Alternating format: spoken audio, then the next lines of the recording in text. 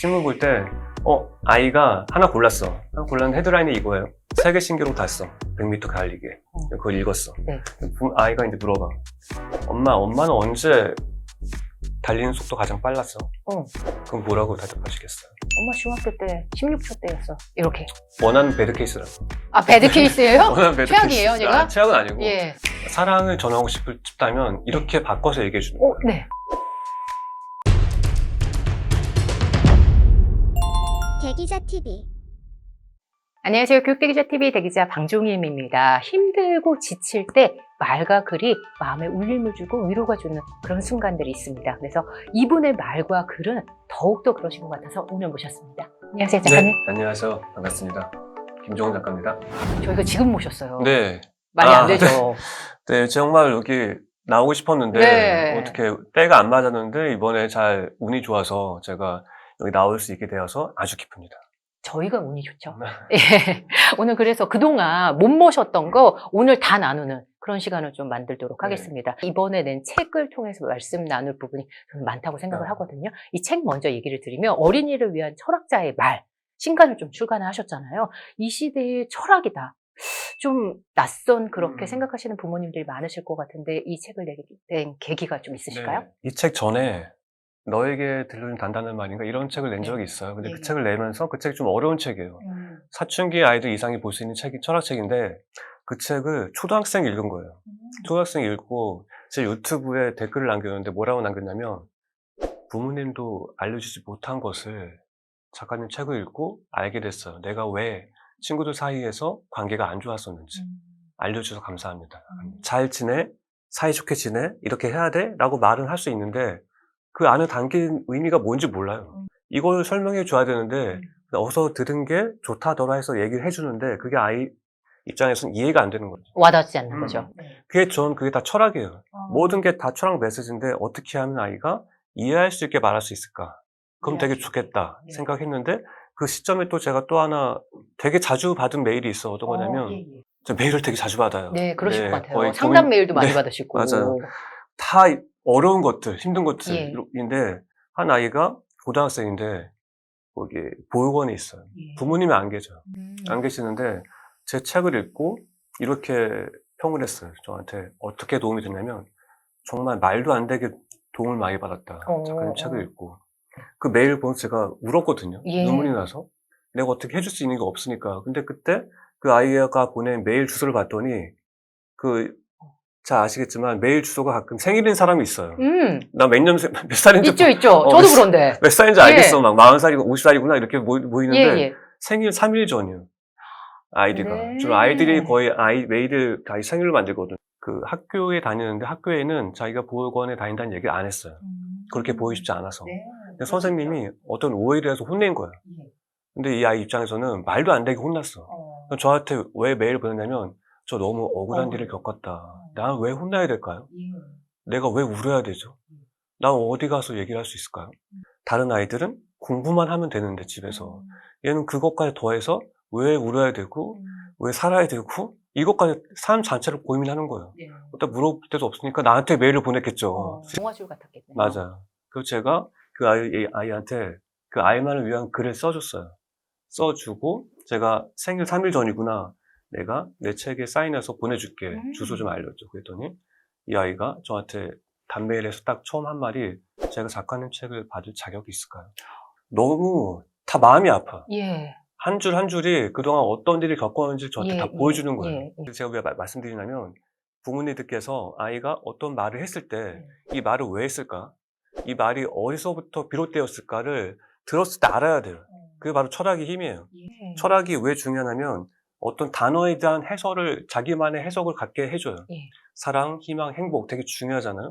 사랑하면 살아야 돼. 이렇게 하면 못 알아들어요. 그렇죠. 왜 사랑하면 살아야 되는지 이거 설명해 줘야 되는데 제가 지금부터 계속 여러분들한테 어떻게 하면 할 수 있을까를 설명해 드릴 거고 그리고 어떻게 하면 아이가 그런 삶을 시작할 수 있을까를 또 말씀드릴 거예요. 그래서 제가 지금까지 유튜브 출연 되게 많이 했는데 그렇죠.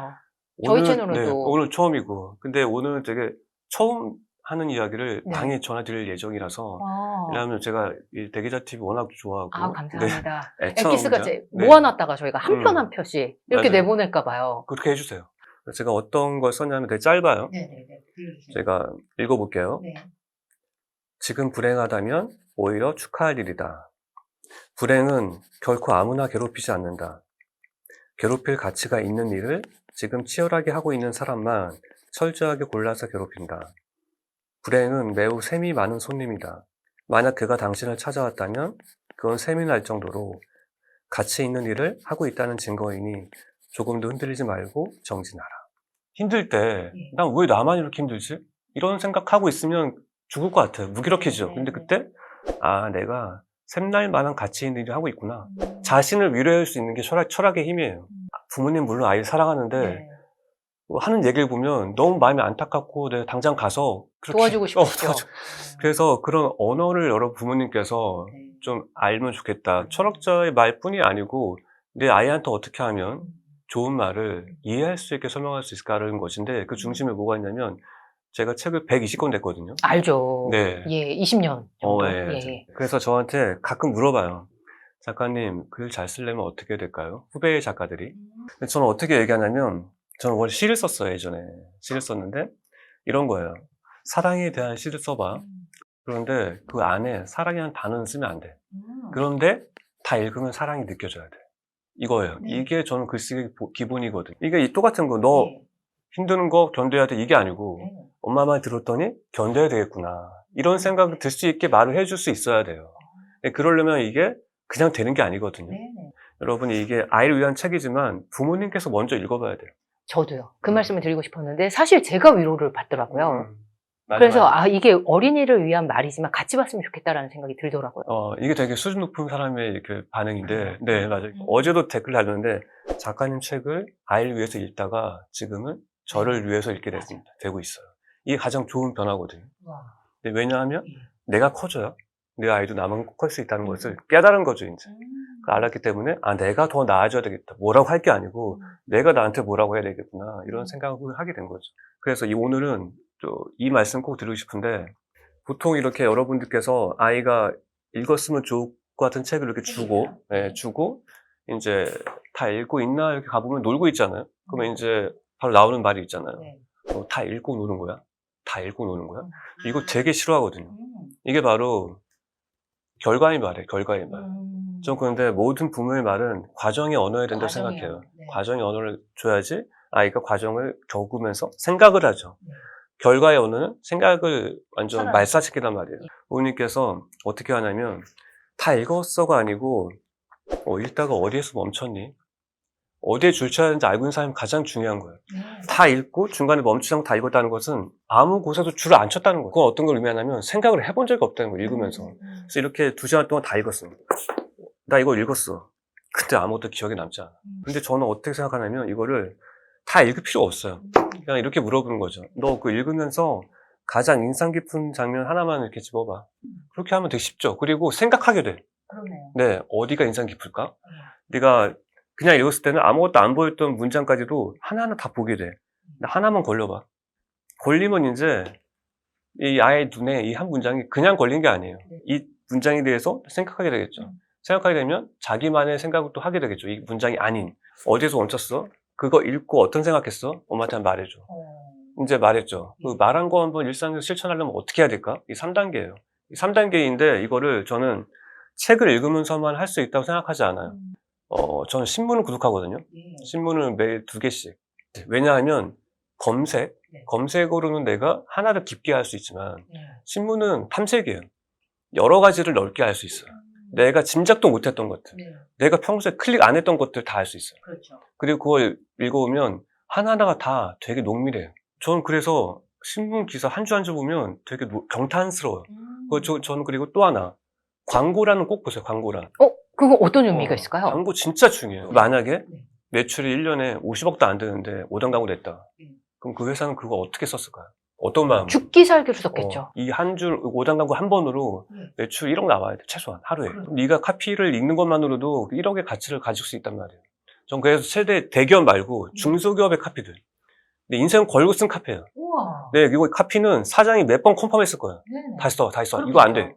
늘리는 건 누구나 할 수 있는데 엄청 늘린 거를 한 줄로 압축하는 거. 근데 그 카피 한 줄 다 있단 말이에요. 그걸 읽으면서 아이들은 한 줄 압축하는 법을 깨닫게 되죠. 그리고 기사 읽을 때 다 읽지 마, 제발. 이거 다 읽었어 물어본 것처럼 신문도 다 읽을 필요 없어요. 예. 첫 번째 어떻게 봐야 되냐면 헤드라인만 봐. 제목만 봐. 어머, 제목만 저희랑 너무 똑같은데요? 똑같네. 제가 아들 둘인데 아들 아. 둘한테 그렇게 하고 있거든요. 수준 높은 분들은 다 이미 하고 있어요. 모든 기사 헤드라인 봐라. 헤드라인 보고. 응. 본 다음에 어떤 게 가장 인상 깊었어? 모르는 거 하나만 골라. 읽고 나서 다 읽고 나서 이거 네가 다 읽고 나서 든 생각을 한번 세 개로 나눠서 얘기해 줘봐. 하나는 어떤 생각, 두 번째 어떤 생각, 세 번째 어떤 생각. 그리고 1번 생각, 2번 생각, 3번 생각 있잖아요. 각각 1번 생각을 네가 쓴다면 어떻게 하면 해석할 수 있겠어? 그걸 세 가지로 또 나눠서. 그러면 세 개 합하면 9개가 돼요. 최소의 논리적인 장치가 돼요. 우리 책 제가 베이직권 썼잖아요. 좀 그렇게 책을 쓰기 시작해요. 주제 정해. 예. 이거에 대한 내 생각 3개. 3개 또 3개. 그럼 9개가 되면 뭐가 되냐면 챕터가 돼요. 제가 질문지 안 볼 수 있는 이유 똑같아요. 어떤 거냐면 전 제 생각은 항상 있잖아요. 내 생각을 뭘 물어보더라도 거기에 맞게 변주해서 얘기할 수 있어요. 네. 와. 그럼 이게 얼마나 예. 큰 능력이겠어요. 제가 이제 짧게 지금 말씀 나누는데도 그게 느껴졌어요. 아, 제가 질문 드려도 작가님의 생각이 나오는구나. 라는 생각이 들었어요. 만약 이번 책을 통해서의 그 목차는 어떤 느낌이었나요? 여기에 어떤 부분이 나오냐면 제가 마지막에 프로필과 프롤로그에 한 줄 추가했어요. 한 줄이 뭐냐면 세상의 모든 것을 굳이 다 이해할 필요는 없습니다. 꽃잎을 줍는 순간을 즐기고 그 순간에 만족한다면 나의 하루는 충분히 아름다우니까요. 오늘도 메일을 또 받았는데 아이가 뭐가 조금만 안 돼도 난 왜 이렇게 운이 안 좋지? 재수가 되게 없네. 부모님들이 질문을 많이 보낼 줄 알았는데 아이들도 이렇게 보낸다는 게 얼마나 절박했으면. 맞아요. 네. 아이들도 자기 문제를 해결하고 싶어요. 해결하고 싶은데 해결 못 해주니까. 못 해줘서 문제인데, 그래서 저는 아까 얘기했지만 사랑이라고 얘기해도 아무리 안 통한다. 너 공부해. 그럼 이미 망한 거예요. 그래서 제가 항상 하는 말 중에 저희 할머니 얘기가 있어요. 할머니 얘기가 말씀이 있는데 할머니가 저한테 시간과 공부와 독서와 글쓰기의 가치를 모두 다 알려주셨어요. 사랑하는 종원아, 1시간에는 1분이 60개가 있고 하루에는 무려 1000개가 넘게 있단다. 잊지 마. 우리 종원이는 무엇인지 할 수 있다는 사실을. 필사의 가치를 스스로 증명하신 분인데 그 시절 할머니, 할아버지는 다 배우지 못했잖아요. 그래서 읽을 수는 있지만 쓸 줄 몰랐어요. 그래서 제가 할머니 때 놀러 가면 항상 필사를 하고 계셨어요. 성경책 필사. 성경책을 이렇게 빼곡히 깜지처럼 항상 흐트러지지 않고 하면서 스스로 독학으로 국어를 익히셨고 저는 그걸 보면서 필사가 중요해. 이거 해. 이게 아니고 중요하지? 어때? 할머니를 보니까 느껴지지? 이거 전 할머니가 말은 안 했지만 전 수많은 말을 들은 거예요. 초등학교 때 누구나 마찬가지지만 글쓰기를 되게 싫어했어요. 국어를 못했고. 학교에서 독학학주를 내줬는데 하나도 못하고 2시간 동안 딱 2줄 쓴 거예요. 근데 그때 할머님 오시더니 정원아 뭐하고 있니? 할머니 나 미치겠어. 여기 앞에 있는 것처럼. 근데 왜 이렇게 다 못할까? 난 글을 못 쓰나 봐. 재능이 없나 봐. 근데 그 말 듣고 할머니가 다른 부모님처럼 그럼 빨리 시작했어야지. 열심히 하라고 했잖아. 가서 숙제나 해. 얘기한 게 아니고 우리 종원이는 마음이 되게 깊어. 그래서 그 깊은 곳에서 꺼내 올리는데 시간이 아주 오래 걸려.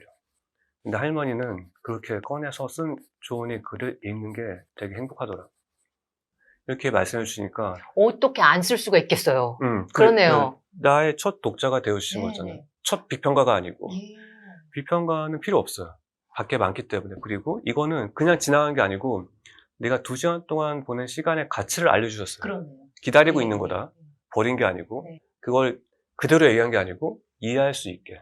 이렇게 말할 수 있다는 게 되게 매우 중요해요. 누군 이렇게 말하고 싶어 하죠.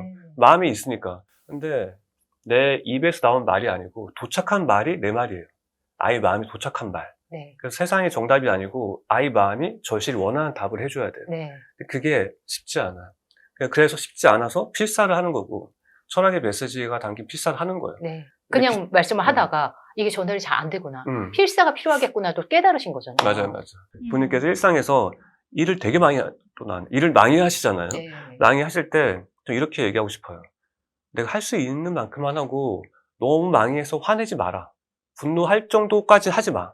화낼 것 같으면 조금 5분만 쉬었다가 그때 예. 필사하시고 다시 제자리로 돌아오면 제 정신 돌아오면 이제 다시 한번 일을 하시는 게 좋다. 그게 나를 지키는 방법이다. 이렇게 말씀드리고 싶어요.